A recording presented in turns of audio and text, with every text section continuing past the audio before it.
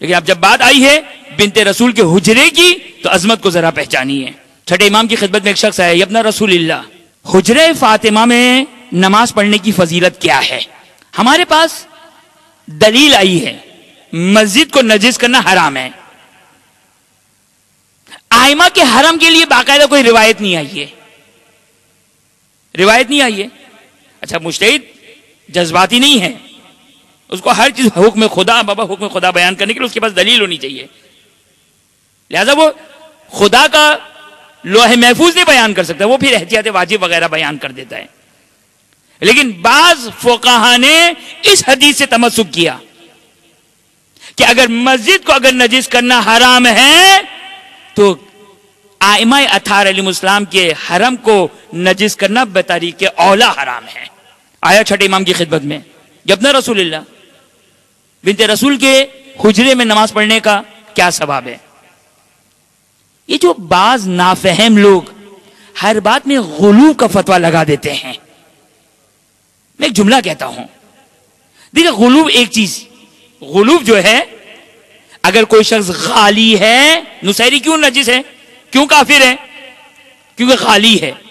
غالی کس کو کہتے ہیں؟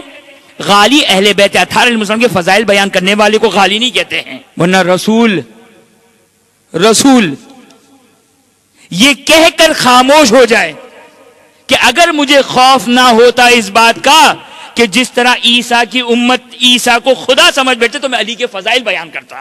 یعنی اتنے فضائل بیان کرنے کے بعد بھی رسول کو بریک لگانی پڑی. اس سے زیادہ میں نے اگر فضائل بیان کیے تو میری امت برداشت نہیں کر سکیں گے, علی کے چاہنے والے برداشت نہیں کر سکیں گے.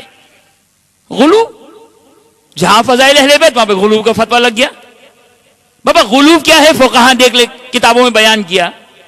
غلو یہ ہے کہ نعوذ باللہ من ذالک کوئی یہ کہے کہ اہل بیت خدا ہے یا خدا حلول کر گیا اہل بیت میں. اگر یہ کسی کا عقیدہ ہے یہ نجس ہے, کافر ہے, غالی ہے, نصیری ہے, قابل لعنت ہے.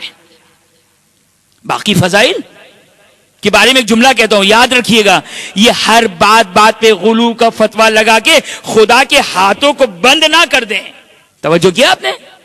یہ ہم جو غلو کا فتویٰ لگاتے ہیں یعنی ہم خدا کے اوپر پابندی لگاتے ہیں, خدا تو یہ نہیں کر سکتا ہے. اب سن لیں اسی کی مثالوں میں سے ایک مثال جس پہ غلو کا شبہ اور ڈاؤٹ ہو سکتا تھا. مسجد الحرام میں, میری زبانی یہ مثال سن چکے ہوں گے جو لوگ سن چکے وہ سن چکے ان سے معذرت, مسجد الحرام میں نماز پڑھنے کا کتنا ثواب ہے؟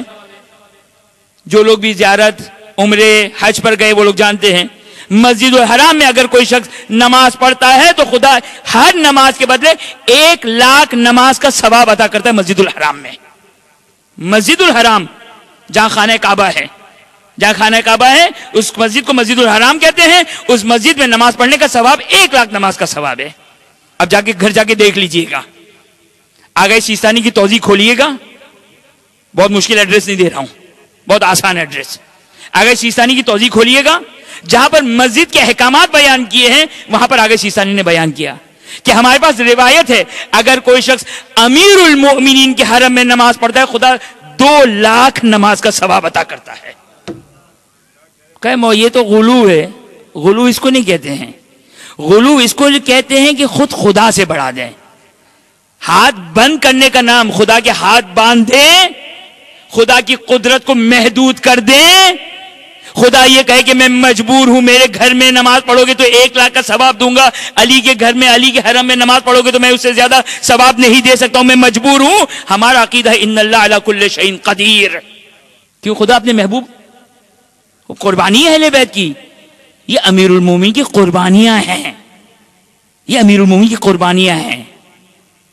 امیر المومنین کے لیے یاد رکھیے گا, امیر المومنین کے لیے ان حالات میں تلوار نکالنا آسان تھا.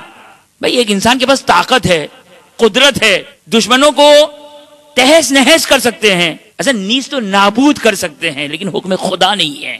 جو امتحان, اگرچہ یہ مصائب کی روایت ہے, لیکن جو امتحان مولا ابو الفضل عباس علیہ السلام نے دیا اس سے پہلے امیر المومنین نے دیا. برحمتك يا أرحم الراحمين وصلى الله على محمد وآله الطاهرين.